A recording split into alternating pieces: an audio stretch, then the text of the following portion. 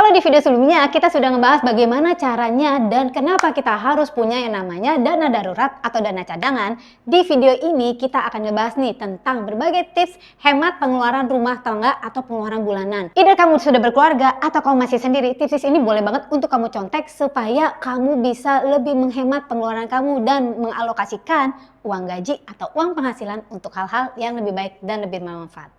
Oke teman-teman, nah ini adalah beberapa hal yang kita bisa lakukan untuk memotong atau memangkas pengeluaran kita supaya kita bisa menabung untuk emergency fund kita atau untuk jenis tabungan kita yang lain. Nah, yang pertama adalah kalau kamu punya asuransi, coba cari alternatif asuransi yang lebih murah tapi terpercaya. Ini misalnya untuk asuransi mobil atau rumah yang setiap tahun kita harus repeat, yang kita harus selalu perbaharui. Satu. Kedua, pangkas pengeluaran pulsa HP. Coba kita bandingkan.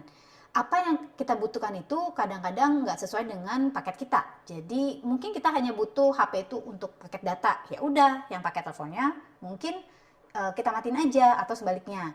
Nah, mungkin juga kamu bisa ganti dari postpaid ke prepaid atau sebaliknya juga. Berikutnya adalah kita sayangi barang kita dan jaga agar bisa digunakan lebih lama. Misalnya mobil kita, HP kita, waktunya ganti oli, kita ganti oli. HP coba dijaga lebih lama dan tangan jangan suka gatel untuk selalu ganti-ganti HP setiap ada model keluar. Toh kurang lebih mirip kok. Nah, yang penting cari HP yang sesuai dengan kebutuhan kamu, dijaga dan usahakan untuk tidak ganti dalam 2 atau 3 tahun. Sehingga kamu bisa mempergunakan uangnya untuk disimpan di emergency fund atau di dana darurat. Nah, berikutnya adalah cari alternatif coffee shop yang lebih murah. Kalau kamu suka nongkrong nih, ngumpul-ngumpul, atau bahkan perlu untuk keperluan presentasi, ketemu orang, keperluan bisnis, coba cari alternatif coffee shop yang lebih murah, ada wifi-nya tentu aja.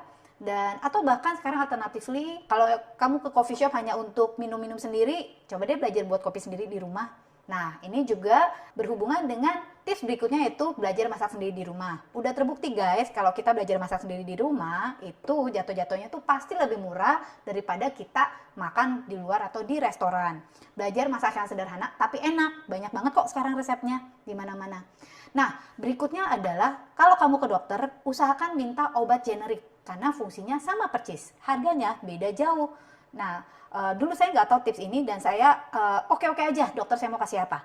Tetapi terakhir saya menemukan dokter yang sangat baik yang mengatakan fungsinya sama kok, hanya yang satu menang merek. So, usahakan kalau penyakit kamu bukan sesuatu yang sangat serius, yang sangat membutuhkan obat yang mahal, minta obat generik alternatif. Tips berikutnya adalah tukeran buku atau tukeran mainan. Kalau kamu udah punya anak di rumah ya dan kepingin variasi ya, atau kalau kamu adalah penggemar baca buku nih, bisa aja kamu nggak harus selalu membeli semua buku atau berbagai macam mainan, tetapi tukeran dengan keluarga lain, tukeran dengan teman ya yang kita percaya.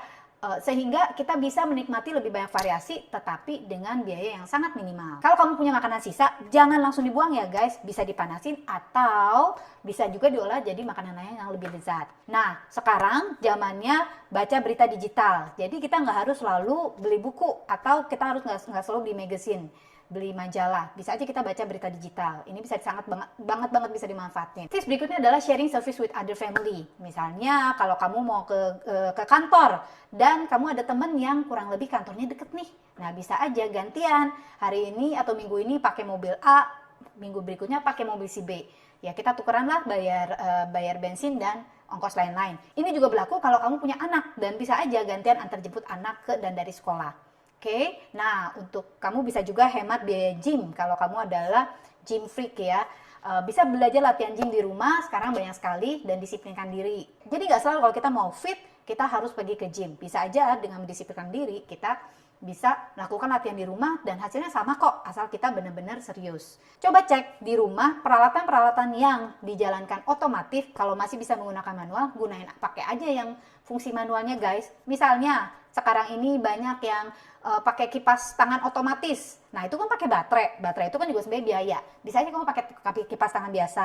Sikat gigi elektronik diganti dengan sikat gigi biasa. Robot penyapu lantai, pakailah sapu yang biasa deh biar lebih gampang. Karena segala otomatis biasanya pasti pakai listrik atau baterai. So untuk cut cost atau biaya, kita bisa pakai ganti yang manual. So demikian guys beberapa tips yang bisa kamu mulai lakukan sekarang ini untuk menghemat pengeluaran kamu. Hal-hal yang kecil bisa menumpuk jadi sesuatu yang besar dan kamu bisa punya tabungan emergency fund untuk kebutuhan kamu di kemudian hari. So, setelah saya sudah menyampaikan berbagai tips yang banyak banget, menurut kamu masuk akal nggak sih untuk menjalankan tips-tips itu? Dan yang mana yang kamu mau mulai duluan? Jangan lupa untuk komen di bawah ini ya.